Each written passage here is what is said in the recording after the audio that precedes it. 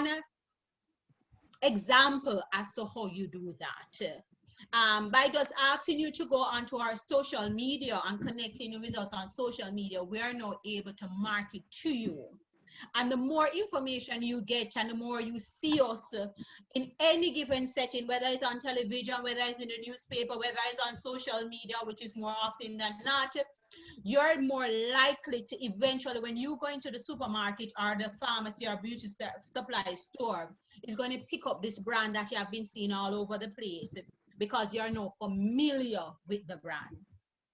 And therefore, it is crucial for us all to have that social media present and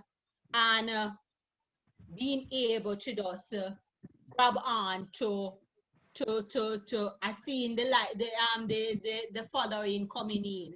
Thank you guys, I appreciate it. So for me,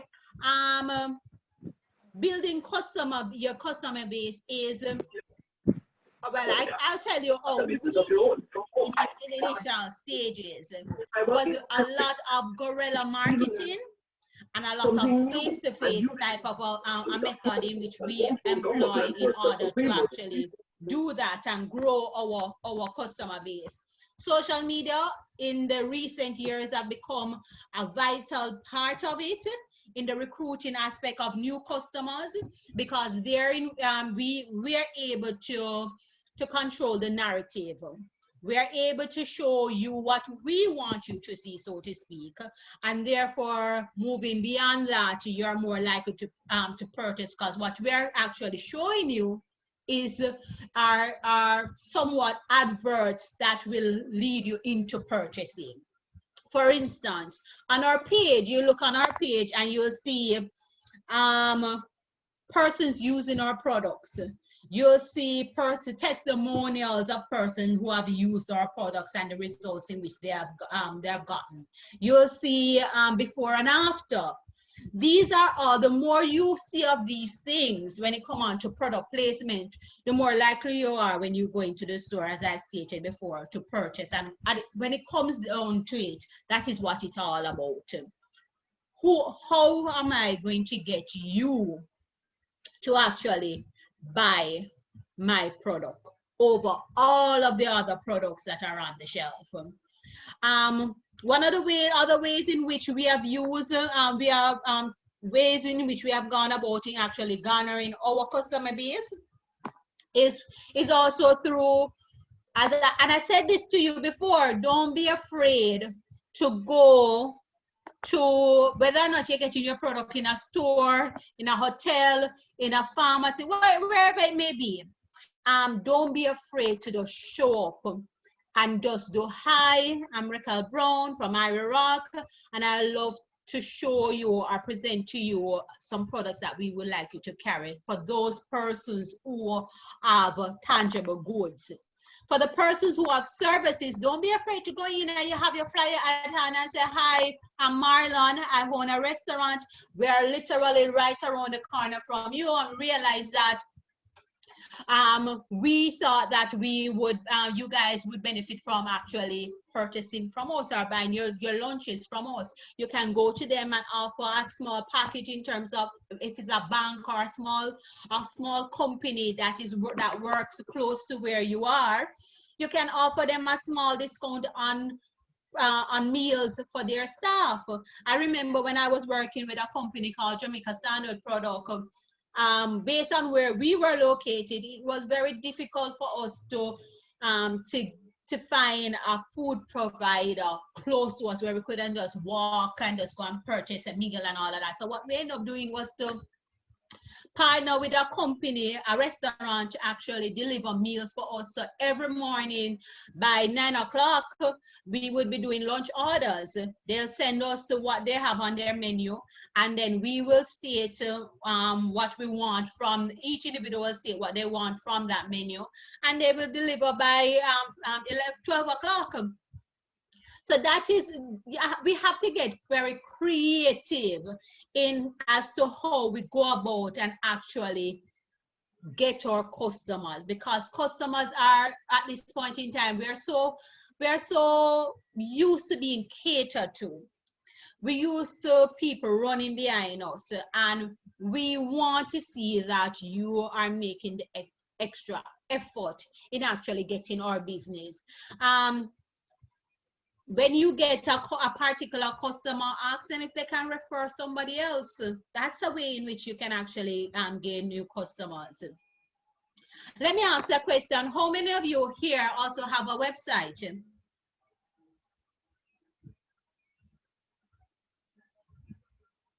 Why? You're all old. What?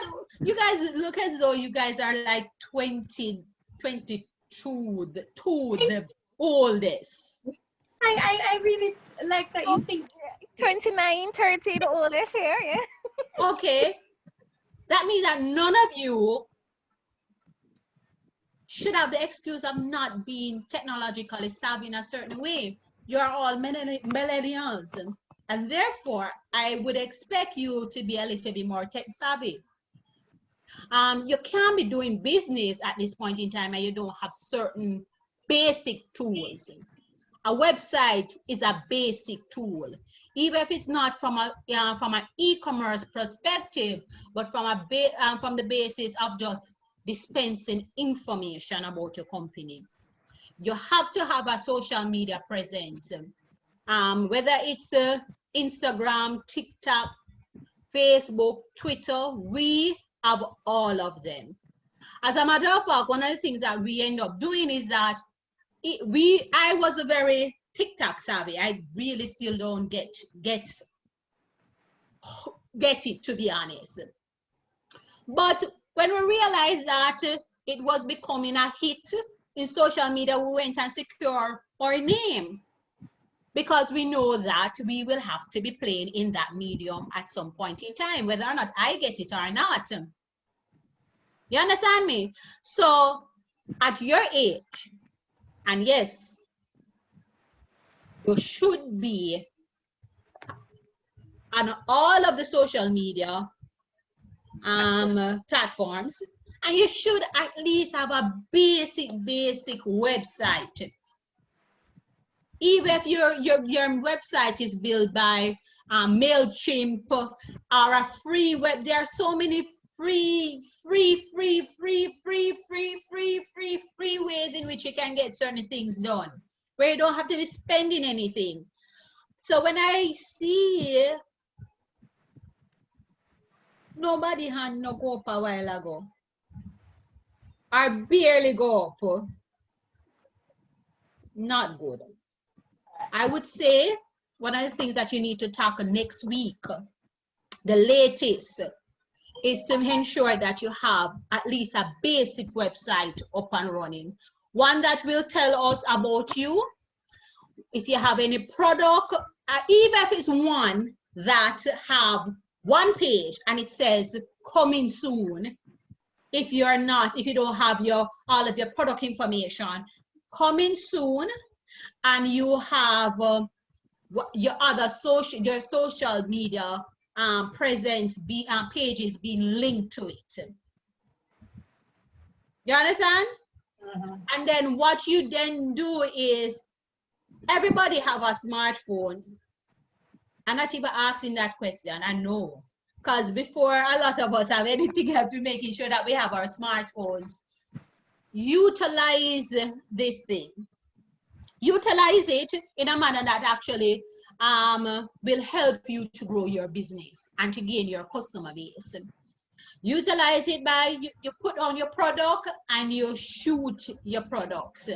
And a lot of my products, when I had my first site up, I was the one who actually took the pictures. Almost all of the pictures that are on our social media, they are shot using our phones. So there's no excuse for not doing something as basic, and it is basic. It is considered basic. That is a part of the 101 in terms of running a business at this point in time, social media, website, because that is how, number one, a lot of persons, that's how they're getting their first set of sales. That's how they're getting their first set of customers. And that's how they're actually getting their brand out, especially social media. The wonderful thing is that social media now, you can actually sell through the platform. So you can sell on Instagram and Facebook for sure. And that goes for both services and products. So not because you have a service doesn't necessarily mean that you have an excuse as to why you don't have. Information is key, and make no mistake about it. Today's generation of customers, just think of you. Before you buy anything, you're Googling, you're researching, unless you're at a store and the thing just catches your eye, or the salesperson is just selling the hell out of this particular product. Then you outside of those scenarios, then you're more likely going to start Google. You have any idea how many times I get a call while customers are in store calling us? I'm currently in store and I want to know X, Y, and Z about your product. Customers are becoming more educated and want more product, more information about whatever they use, whatever they're consuming. All right, so first thing, social media need to be for the business, not just for you now. Social media for the business need to be created, and you need to at least start figuring a way as to how you can get your website. Because for a lot of small business like yourself, the only way in which you're going to start thinking internationally is going to be through your website, through Amazon, through eBay, and the list goes on. But we'll tackle that a little bit further down. Other ways in which we had actually, and I'm telling you the methods in which we use as a company, especially in the earlier days when money was very limited, and the only real marketing strategy that we had was guerrilla marketing, in the sense that we did a lot of trade shows. I think for us, trade shows was a phenomenal way for us to just get to meet different persons, and from the trade shows we created a little bit of a buzz. Every drum that knock, so to speak, Ira Rock was there representing ourselves and us trying to just be in the know, and let person get to know us, feel our product, touch our product, and just getting a general idea as to who we are as a brand. Whenever we went out as well, we tried to have a very distinct look. So we had a brand identity from the get-go. Not everybody liked it, and as we grow as a business, we have tweaked it over the years, which is what every brand does, and you should, because where we are 10 years ago is definitely not where we are today, and therefore the representation of the brand will not be the same. So 1 minute. Okay, can I ask a question? Sure.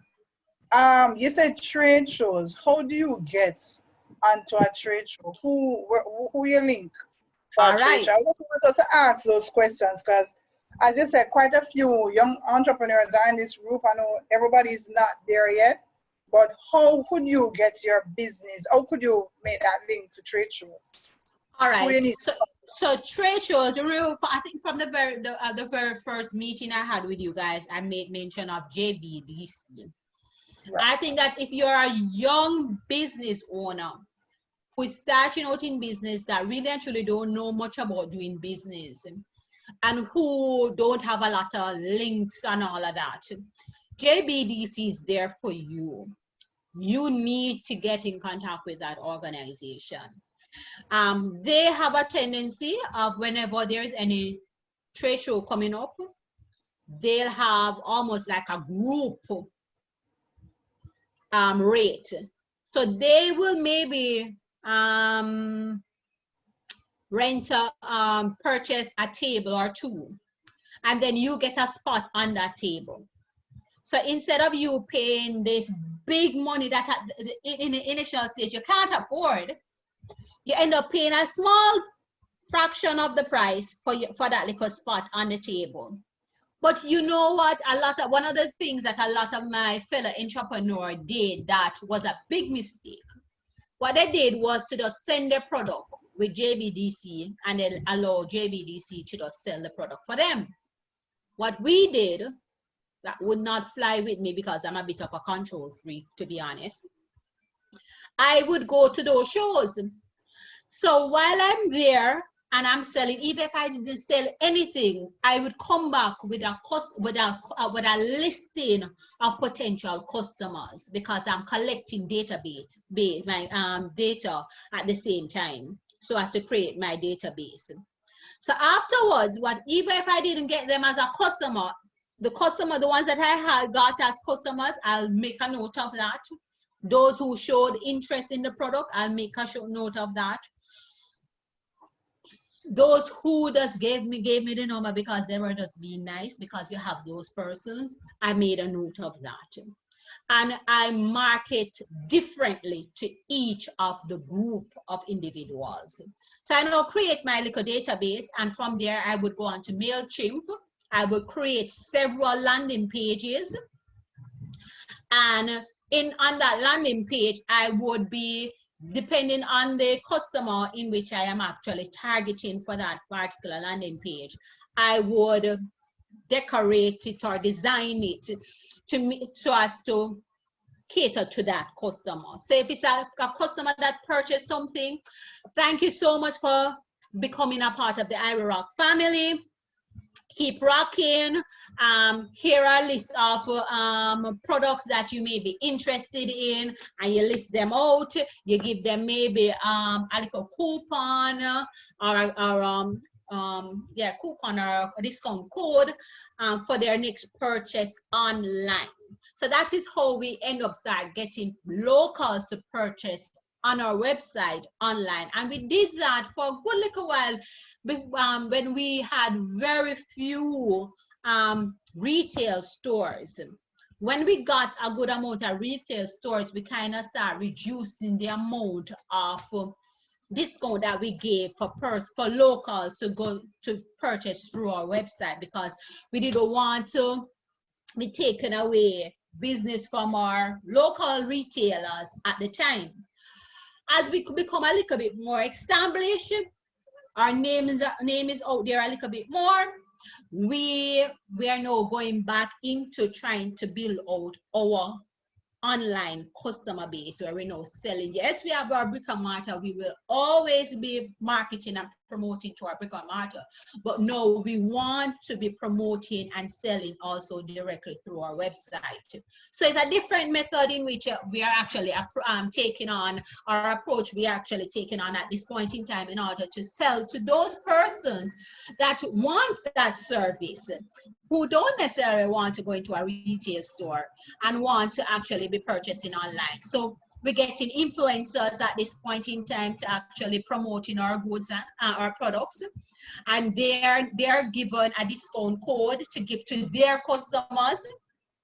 Their customers will get a 10 or 20% off, and the influencers also get a commission from whatever is sold with their discount code. We also we just upgraded revamped the website as well to make it a little bit more have more of an international appeal, because majority of our online customers, as a matter of fact, 90% of our online customers are overseas customers. These are customers who have purchased our products in maybe a spa, in one of the the hotels, love the product, may have purchased the product, and then now they're in Finland, Thailand, wherever it may be in the world, and decide that I like this product, it works for me, and I want it. So here you can actually go on the website and actually purchase it.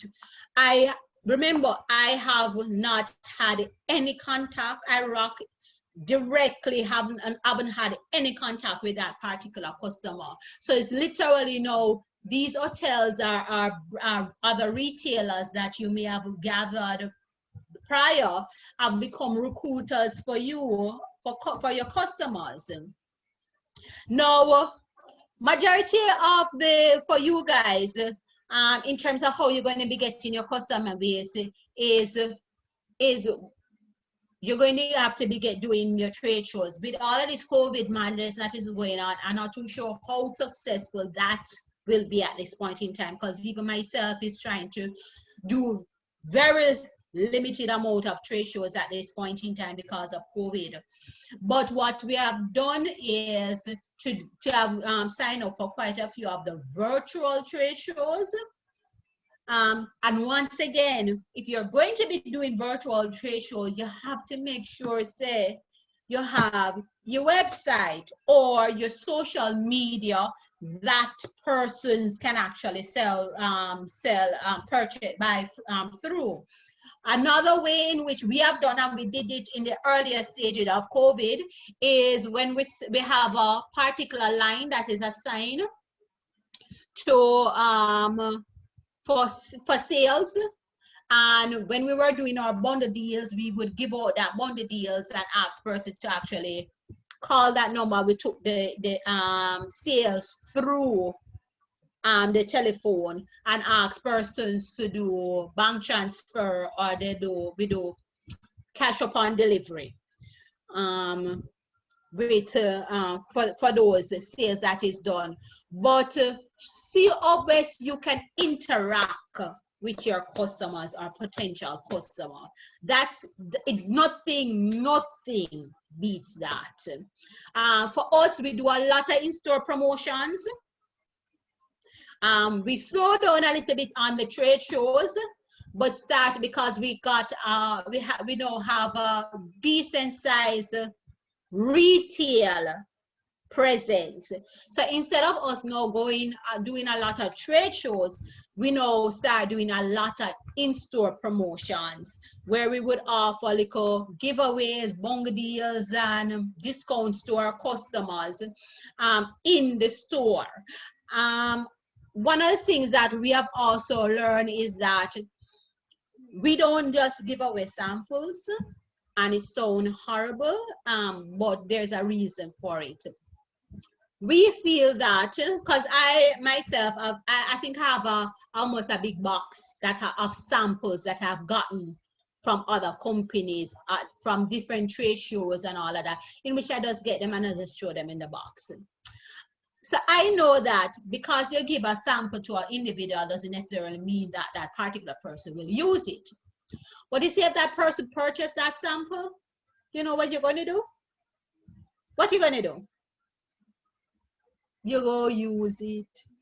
You're going to use it because you purchase it.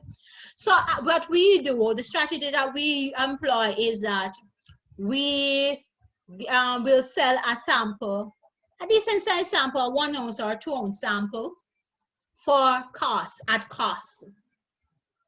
Nothing that will like $100 max for one of the some of them. Nothing that will break the camel back. Nothing that you would even think twice about in just, okay, I like it, I want to try it, and I'll buy it. So what that does is that it gives me more of a guarantee that you're going to actually try, you're going to be trying my product when you actually take it from my booth. And that also applies to when we do in-store promotions in the store. You have, in order for you to get a sample from us, you have to buy a product of ours for you to get a sample of another product. We don't just give up, we don't just give away our products like that. It's too valuable. It's just too valuable. So we just, and we want to ensure that if we give you a free sample, then you will actually use it. You'll actually use it. It's not a scenario where it's, you take it and you throw it in a box like what I do more time than not. All right. Any particular questions regarding customer building out your customer base? I think one of the few things that I've highlighted was one, you have to make sure that you have a social media presence in order for you to engage not only current customers but future customers. You need to have a website, even the basic of website wants to actually have information about you once again. But also it would be great if that website was an e-commerce website where you can actually do transaction through. For that very social media, find out how you can actually do transaction through social media, your social media platform, because most of them do. At least Instagram and Facebook does that. Make sure that the content that you put on your social media is good content as well. And make sure that it has a call to action. A lot of persons, when they're posting, they post, and I'm stressing a little bit too much, maybe a little bit too much on even the social media aspect of things, because social media has become such a fabulous way. And I'm sure that you're going to have another speaker who will expand on this. Social media is just a fabulous way for you to gain new customers. And a lot of persons go on social media, even when they see you in the stores and all of that, they go on social media to just make sure that, to find out and to just research about you. So just make sure that you're legit, to see whether or not there's any reviews, any before and afters, and all of these different things, so that they can feel a little bit more comfortable in purchasing your product. I talk about you making sure that you go to trade shows. And I stated that one of the places in which you can get started with that is through going to JBDC. But also become a part of the small business associations. If you're a woman, become a part of the woman empowerment groups. There are so many of them. I have been on so many of them, and I literally just come out of the group because it's just too much. But it's a great way to start. One of the things that I also did, I also joined Rotary because I wanted to be among other entrepreneurs. And being a Rotarian allowed me that. It's a different way of thinking when you're surrounded by entrepreneurs, instead of somebody that works a 9 to 5. Even if that person is a manager, it's a different mindset. Somebody that is in a managerial position has than someone that is actually an entrepreneur. It's different. And once you start really and truly surrounding yourself with entrepreneurs, you'll realize it. So surround yourself with those persons, and you'll get, and make no mistake about it, you will make the necessary links from there, from those different platforms, those different, what you would call those, Karen? All right, so that you can actually build out your customer base. I have had scenarios where colleagues have actually put me on to distributors, who have put me on to customers, just because they have had a partnership with them. We ourselves have I have put on friends onto retailers, because I already have a relationship with that particular retailer, and I know that this particular colleague of mine or friend of mine wanted to be that particular store. So I said I do a soft introduction, and it's now their job to sell what they're selling to them. So make sure that you're also networking within your own social group as well. You know, there's a particular group of persons that we rarely, as Jamaicans, we rarely take advantage of, and we should, is the family and friends. A lot of us are very skeptical in asking our families to promote the product, sell the product, and root for us. And we are very hesitant in doing so. You should. You should ask them, and they are obligated to help you. That's right. Let me just make it clear. I make it up 100% clear. They should, and you should ask for the help. And you know what? As you grow and you see where, okay, then when I started, I could only give a little body wash here and there as gifts. You understand me? And then once we're able to start making a little money, I will say, you want to come and help me with promotion, and they come in and do maybe a day of promotion in which I pay them for that day of promotion. You understand me? So you know, they know feel a little bit more invested in this venture. And ask your friends them as well. Ask your friends them to help you promote you. A lot of us are in other social groups, and what we're touching in those social groups, somebody else's business, something else, and we're really and truly not doing anything really and truly productive. I know I'm in a lot of those social groups.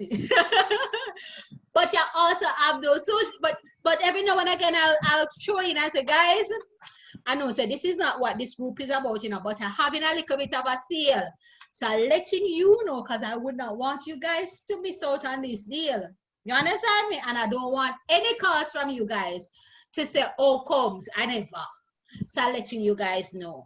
And if you don't do it too often, most persons are okay with it. When persons become, it becomes a no-no is when you start bombarding the group. That is not about business, about your product and your services that you're offering. So you have to be very sensitive about that. Any questions that you guys have regarding building customer base? Oh, and I think the last one that I spoke about was, don't be afraid to, if you see any potential customer, to go up to them and sell your product. You have to take the shame out of your eyes, so to speak. You have to have that confidence in what you're doing and in your product and the service that you offer, that any customer, potential customer that you see, you're capable and able to actually go in and actually sell your product to them. And I do it in terms of from a new business, but I also do it in terms of a new individual customer. I will not be in a particular pharmacy and see somebody come on the beauty aisle, and Ivory Rock is on that beauty aisle, and the person look confused and doesn't really know what they want, and I don't go and assist them. Are you crazy? Of course, I'm saying, hi, I'm Racquel, I'm from Ivory Rock, and what are you looking for? What skin issues are you trying to take care of, or you're concerned about? And then I will give her him, it happens sometimes that is a male, and I'll give them my a genuine skin analysis at that point in time and make recommendation. No, sometimes they take it, sometimes they don't. Sometimes persons are a little bit skeptical, but you never not take the opportunity to sell your business and your product when it is given.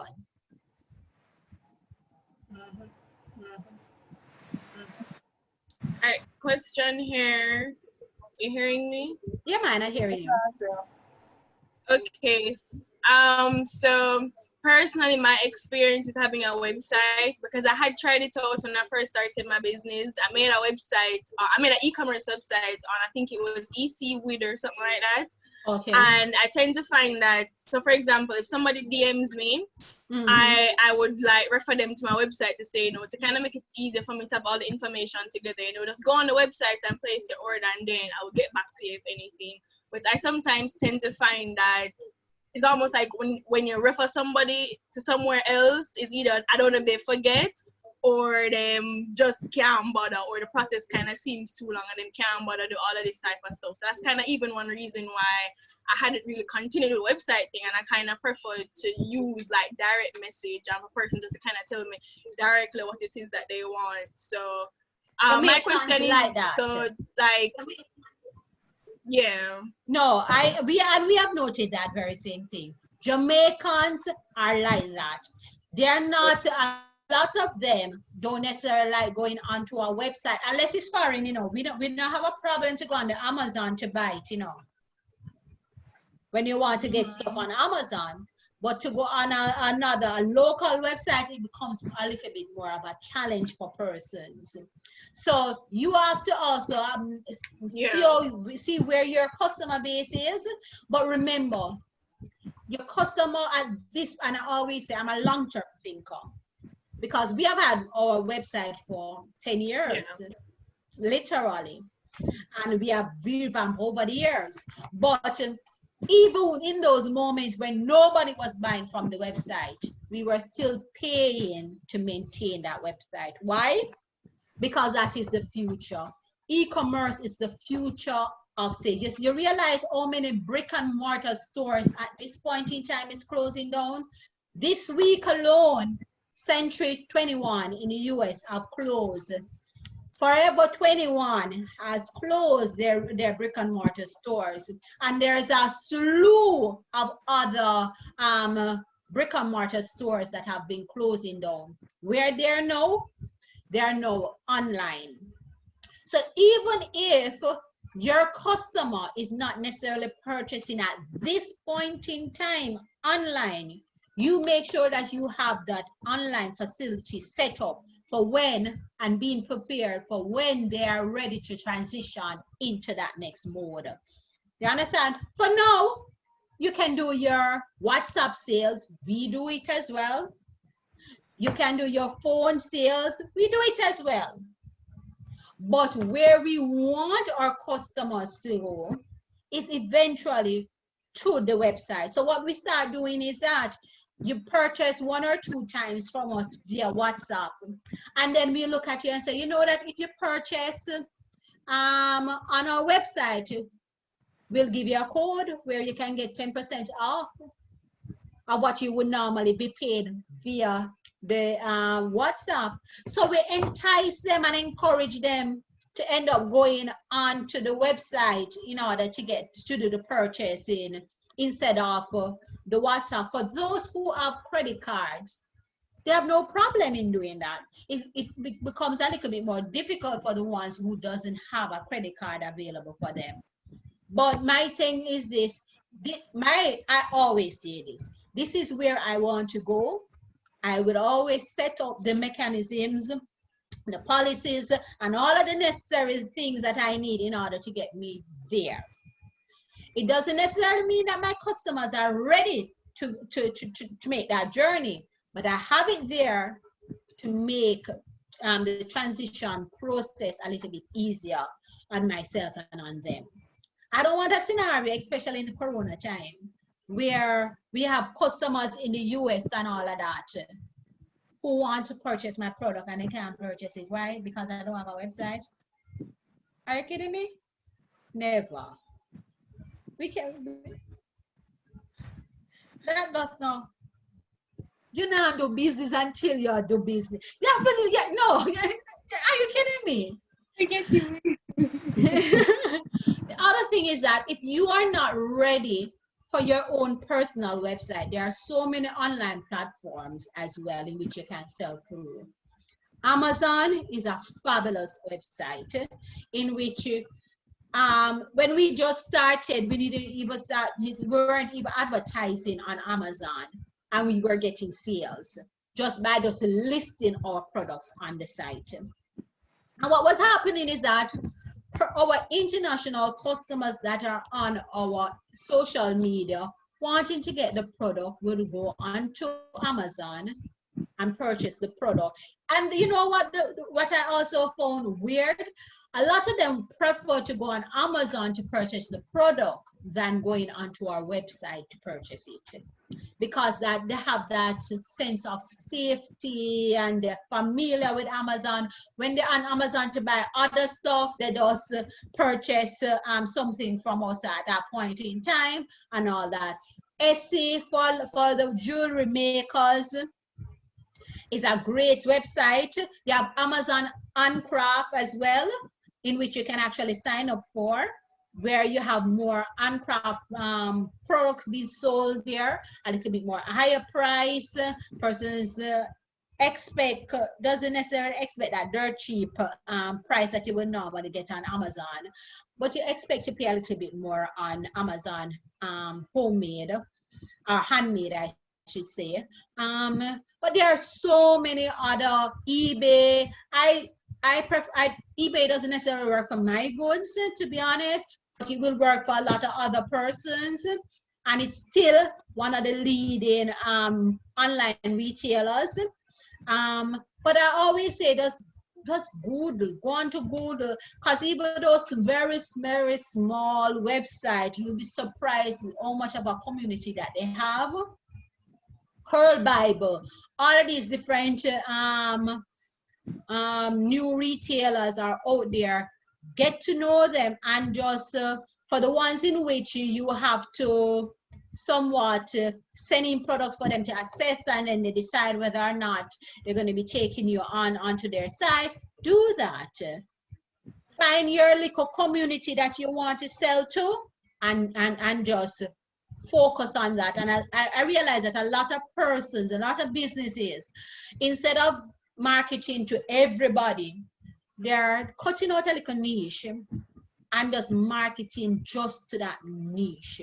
So if I initially, for us, one of the things that we did, and one of the reasons why we were able to grow, is that for a very long time, we were mainly targeting persons with acne-prone skin, because we had a fabulous product that treats that particular skin condition.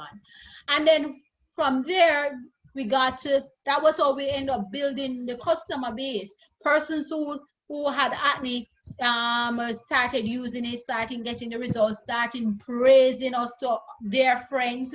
And all people who now have acne, I use the acne product. You understand? So therefore, we were forced to produce other products that will cater to other skin type.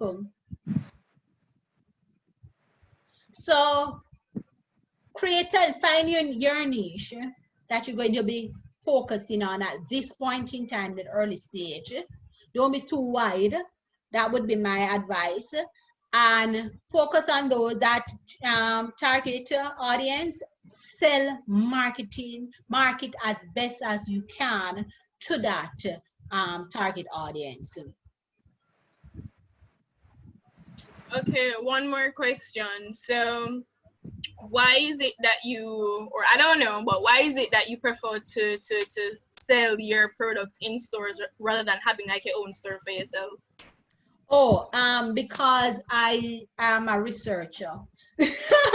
And one of the things that we did in researching, we realized that, number one, that was never my business model. Having a brick and mortar store for Ivory Rock was never my business model. And I truly believe that as business owners, you need to find the business model that works for you, and not necessarily what everybody else is doing. When we started, we had the Victoria's Secret, the Bottom Body, the Lush, the bottom body shops, and all of these big international companies whose business model was of that nature. When I went out and did my research in terms of, okay, then costing, square footage, in order to make that to be a very profitable company with only having my products on shelf, how much income I would have to earn per square foot of the building or wherever the space that I'm taking up. And after doing all of that research, it cemented the decision for me that that wasn't what I wanted. Outside of that, the business model that I liked and thought that would best suit myself and my business was that was more of a L'Oreal, Revlon, in which they would sell to every retailer and would be international. As I said, when I started this business, my main goal was to become an international brand. And therefore, I looked at international brands to benchmark off. And it doesn't get more bigger than a L'Oreal. L'Oreal is actually the largest skin care company in the world. And when I really looked at their business model, I thought, this look more like what I wanted, how I could see myself, how I can, and I could actually map out and see how I can actually get it done in a time frame and with little startup capital. You also have to remember that I started my business in the heart of a recession as well. So I had to become very, very careful as to how I do spending and all that. So spending was, I had to limit my spending and I had to be careful as to how I actually do everything, as a matter of fact. Not just my overheads, but how I was actually have to be I remember when we just started, my labels would fall off my products because I spent all of the money in R&D and ensuring that I had a great product, not just a good one. But my packaging was horrible to the point that the labels were falling off. After when we got a few sales, and I quickly fixed that labeling problem. And as we build, we improve and we move, we move along, so to speak. But a brick and mortar was never my dream for my brand. I have a question. Sure. So as you know, for me, I'm doing a restaurant. So, you know, brick and mortar is definitely something for me. Mm-hmm. Some of the things that I've seen restaurants have been offering is that they partner with companies that deliver. So like online persons can order and then they do delivery. Like, so I wanted to just continue and just expound on that. Like, you know, how can I use the website and stuff like that as a restaurant owner to, you know. All right, I'm excited about that question because I think the restaurant business in Jamaica right at the moment is literally taking a different way of it's going into a totally different direction, and it is exciting times. I think with all of these different delivery companies, like you have a colleague of mine who owns one, dear God, you have brought the line, you have cut something not. Use a few of them every now and again. But you have so many delivery companies out there. Whether it's in Portmore, they're in Kingston base, that literally you also get the opportunity of to get their customer base. We're benefiting from their customer base as well. And they're marketing your product. So what I would always say, if I had a restaurant, that is one of the first things that I would be doing is partnering with one or two of these delivery companies in which they would have their online platform separate and apart from yours, you know, separate and apart from yours. And they will be marketing your products and at the same time delivering for you.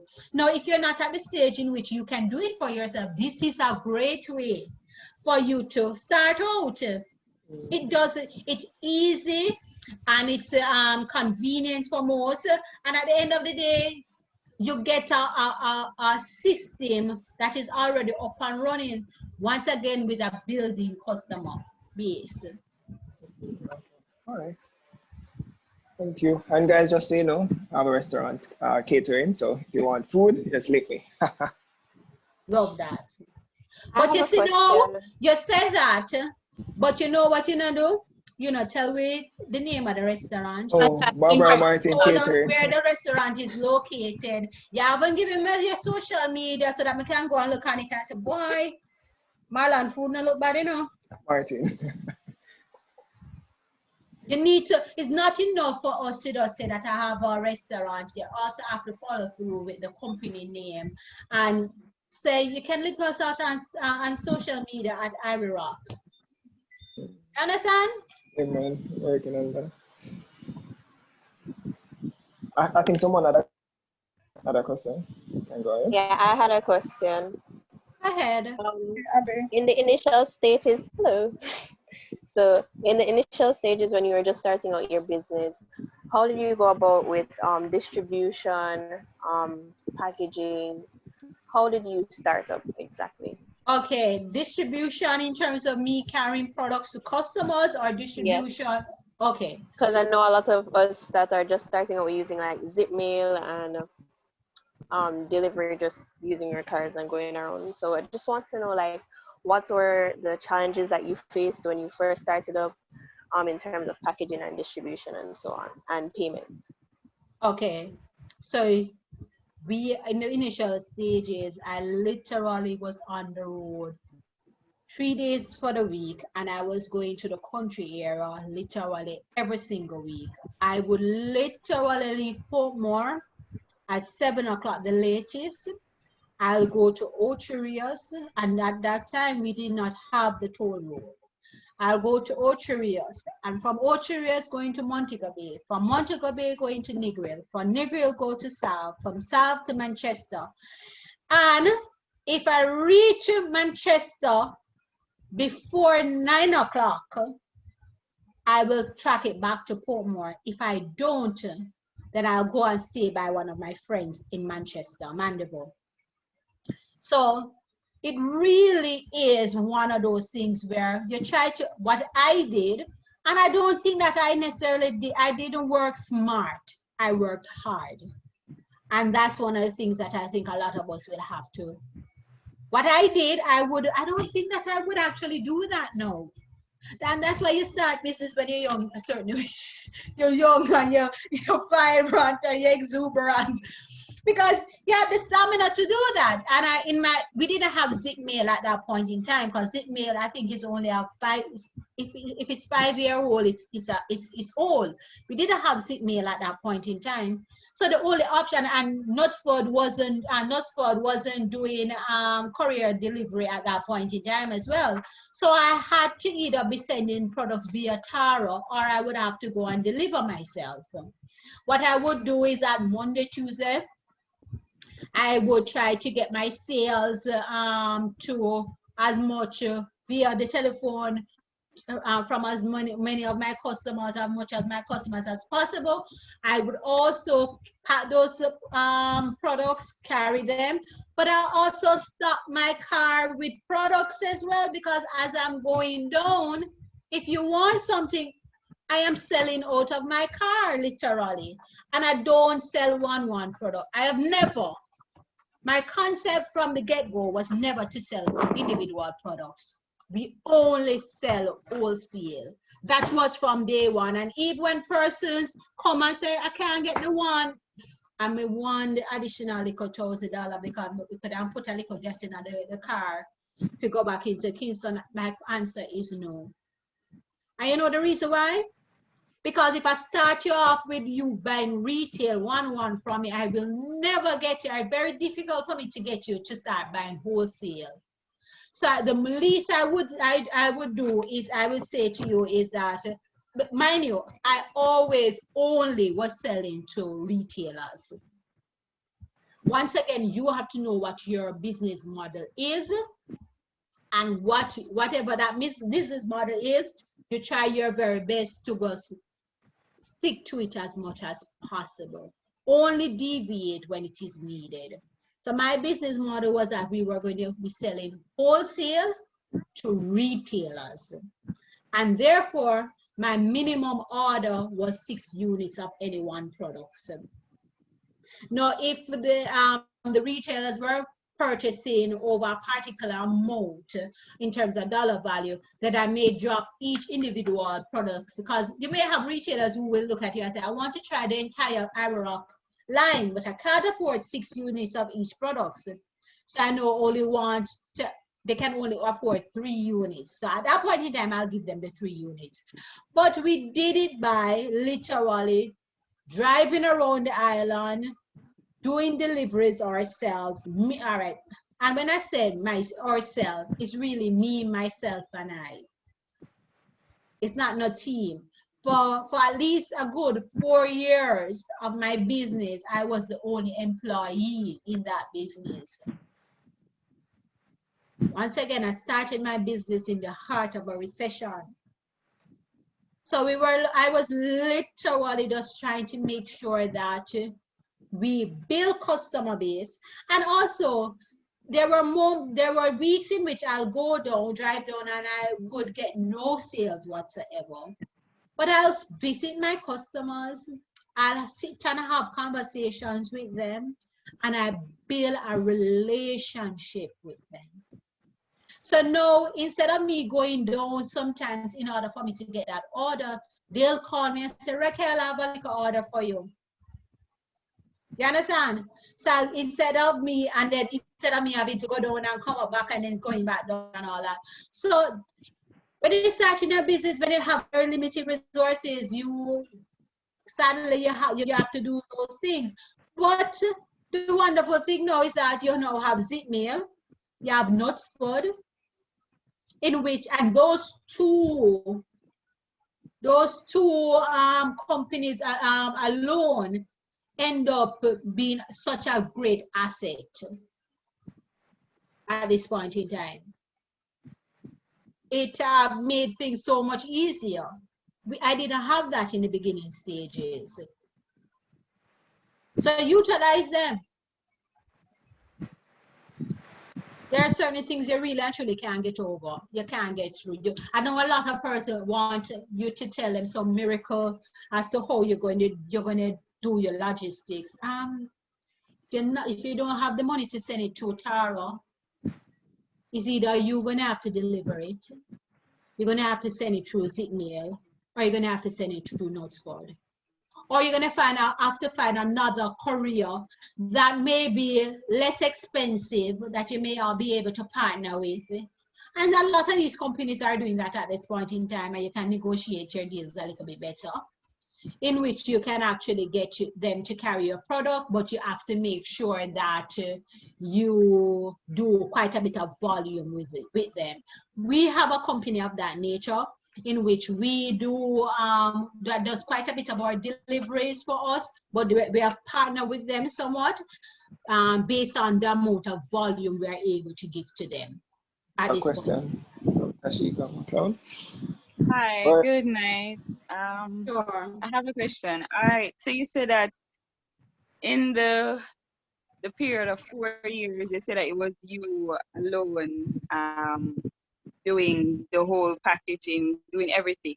So how long did it take you, or like an approximation as to how long did it take you to produce your goods and sell them? So is it that you produce, like, I don't know how much you produce a day or a week, and to ship it or to package it and deliver it? How was it that process? Okay, so we had when we just started, we were only selling in bulk. So we were only selling to initial stages to the hotels. So we would be manufacturing like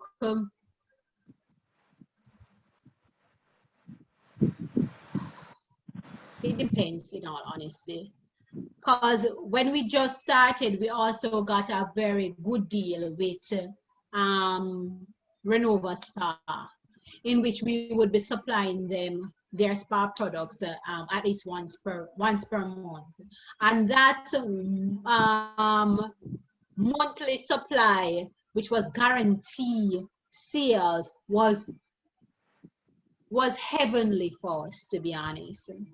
So what we did was we would manufacture for them specifically, and that would take, depending on what we are manufacturing, could take a day or two. When it came on to retail now, then what I did was I'll manufacture for a week, and then I sell the next week. Okay. Or I manufacture for 3 days, a certain amount, and then Thursday, Friday, Saturday sometimes, almost all the time, to be honest, in those earlier days. I was working 6 days per week, and I will sell for the next 3 days. You have to find your rhythm. How and this was guided by the demand of my customers. As my customer demand increased, then what I would end up doing is spending more time in manufacturing and less time in actually selling, because what? Because I'd actually developing a customer base and developing a relationship with my customers. I don't have to drive so much to go and get the sales anymore. I could just pick up the phone and make a call, and the sales come to me. Understand? So no, I don't have to be all over the place like the first year of business, where each time I needed to get an order, I have to physically go to the customer in order to get that order anymore. Okay. Thank you. You're welcome. Anybody else? I actually have another question in terms of profit. Sure, right. And when you were starting up, how did you, well, for my business, I decided that I took a personal commitment that I'm going to let the business build up for 6 months before I started taking profits or taking out of the profits. So that everything that I'm getting is turning over into more, getting more inventory and so on. So did you immediately start paying yourself out of what you were selling, or did you allow it to turn over for a couple months or so, or years? I made it turn over for at least, mind you, I must admit that the method in which I took may not have been the smartest way to actually do business. And a lot of younger entrepreneurs may not make that sacrifice. My business was actually 8-year-old before I started taking a salary from it. At that point in time, we were strong enough for me to take a salary. Before that, what I would do is pretty much just getting a stipend from the business. Every dollar went back into building Rock. In terms of spending on marketing, in terms of upgrading formulation, in terms of upgrading packaging, in terms of PR, in terms of building out that customer base that we want so that we can enjoy what we currently have at this point in time and will allow us to even grow even further. So a lot of persons don't get the privilege of just 6 months. And so I would say you will have to make that decision based on what your needs and wants are. That was a decision that I personally made because I viewed my business as my biggest investment, and I treated it as such. And because it was, I had no problem whatsoever in investing, not taking necessarily a salary at that point in time and reinvesting everything else back into the business. How did you survive? I was just. I had a pretty fabulous mother that allowed me to stay at her house for way too long. Way too long. And then what happened is that I think also because I started the business in a recession, I also learned how to cut unnecessary things. I kept my overheads as minimal as possible. Mind you, the business started making money. It's just that I wanted the money to be reinvested in my biggest investment. I viewed it as me reinvesting into my future. So the more equity I build in Rock, the more I can enjoy at this stage and maybe in the next 5 years time. So and I realized that also that a lot of persons who were taking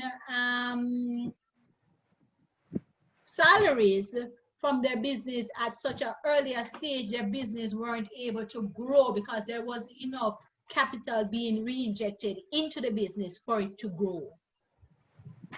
But in all honesty, a lot of that was due to the fact that I had a mom where I had my room. She was running me. And I could stay, and I was comfortable being there with her until the company reached a point where it wasn't able to do it anymore. We outgrew mommy's kitchen, and now we had to get our own space. So for my restaurant now, like, well, I have to pay staff and cooks and so forth. Like, and I think you're on the point of money management. Yes. So what's the best advice would you give to me as an upcoming restaurant owner, you know, to as in managing money, expenses and stuff like that? Because I have to pay staff. Is it contractual workers where they only come for a specific gig or stuff like that? What's the recommendation? I think at this point in time, being that it's COVID time as well, that is the way in which I would advise you to go. You have a specific staff that you can rely on, and you will actually you call upon their services when they are needed. There are certain key staff members that you will definitely need to have on all the time. You need to make sure that your cook is there every day. Yeah. My mother, which is the executive chef. She's your cook, but you pay a little stipend though. Everyone should pay yourself. I do the administrative work. You know. All right, and that is it. You have, when you just start in your business, you have to be working a lot in your business. As your business grow, you no longer work as much in your business, but more working on your business. There's a difference. When you're working in your business, especially in the earlier days, you're doing the admin, you're doing the manufacturing, you're doing the cooking, you're doing the delivery, you're doing all of that. At this stage in the game for us, because I've built out that foundation, I will know I can now employ persons to be working in my business, which allow me now to be working on my business. In the sense of my day-to-day activity is now about thinking about for the next 6 months, the next 3 months, the next 3 years, the next 5 years. I'm planning towards that. How we're going to begin now getting into international market space. I'm implementing and putting in place the necessary tools in order to do that. So I do believe that in the beginning stages, because especially because you don't have the financial backing in order for you to be hiring all of these different staff members that we need in order to make our business run smoothly, you have to be doing a lot of these activities in-house. So for me, I was doing manufacturing, mommy was doing manufacturing. I remember there was a particular order that I needed to get out. I was manufacturing the entire night. At 3 o'clock, she woke up, saw me manufacturing, knew that I was going to be leaving out at 7 o'clock to go and deliver. And she literally said, show me what to do and go to bed. I showed her what she needed to do. She was there, continue mixing. I went to bed, woke up at 6 o'clock, got ready, and finished up what was needed. I put it in the car and drive out. You need to sometimes you have to just get your family involved, because what you're doing, well, for me, what I'm doing, I don't view it as me doing it just for me. I'm doing it also for my family as well. And even though my family may not have active ownership in the business at this point in time, my goal is that I will have 1 or 2 family members being in my business at a later date in a bigger capacity. So why can't they put in a little Why can't you ask them to help you along the way? You understand what did I answer the question for you, Martin? Martin. I'm not too No, sure if I think you did. I think you did. you. You did. You did. Yes, you I'm did. asking you. You did. Because you have to just know. Because I have to take on some of the work and as I say, contract out the cooks, because mommy might just need some servers, to just plate the food and stuff. Yes. Just those minor stuff. So when you need those, and depending on how business is, you may decide, say, okay, then at this point in time, today is a little bit busier than usual. Let me call in. And you have to have an honest conversation with your staff. I have to have that honest conversation with my staff members and say, look here, we may not need so many of you here at any given time at this point in time because of what is happening at this stage with this pandemic. But what we want to do is that if we have an increase in demand for products, can I call you at 10 o'clock and say, X, Y, and Z, can you come in today? And you look at me and say, yes, Miss Brown, I'll be there by 12 o'clock.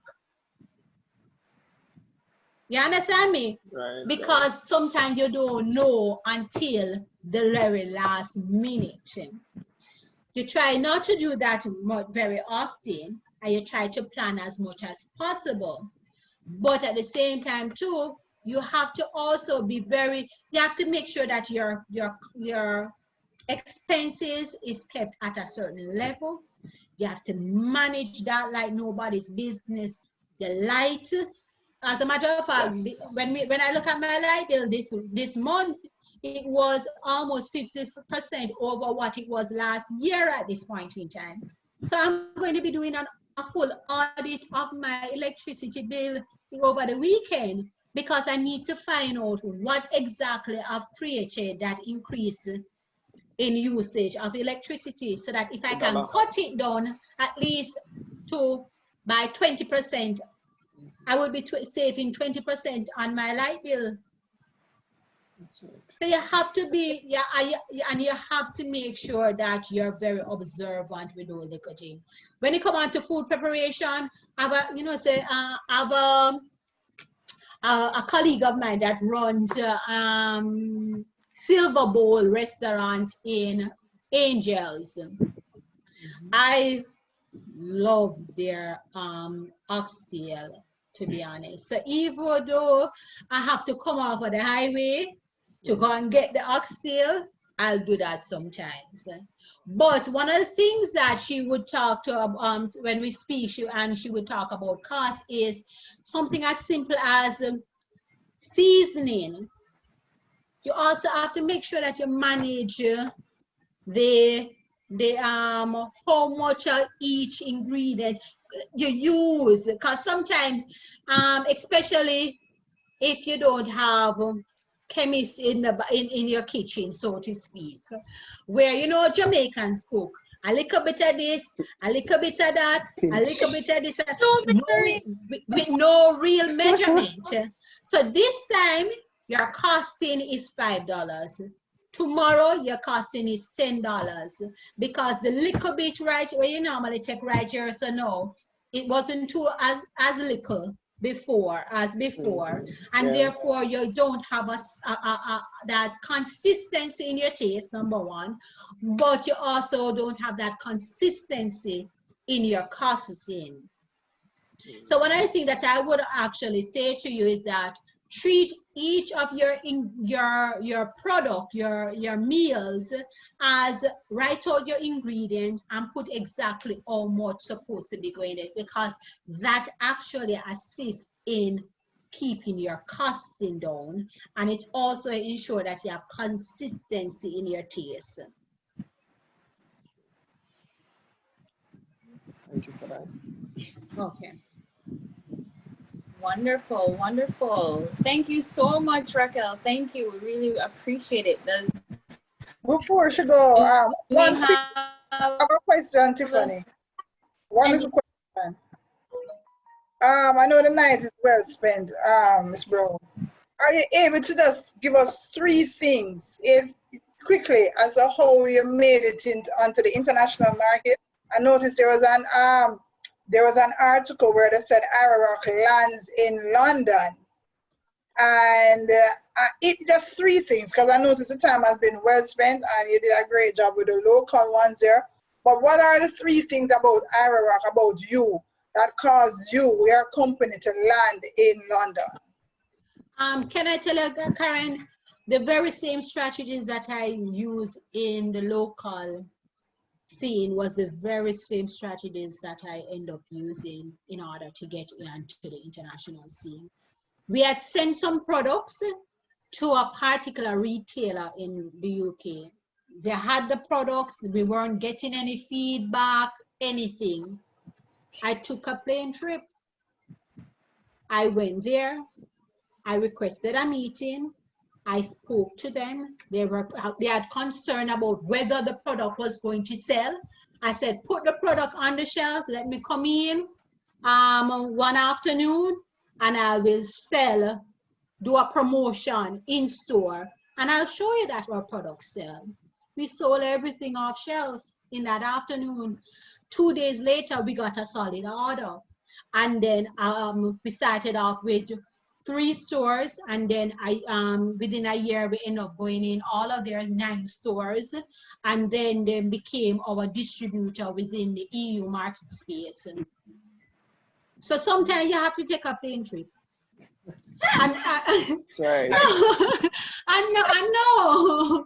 As I said, the very same strategy that I employ here, because people's people.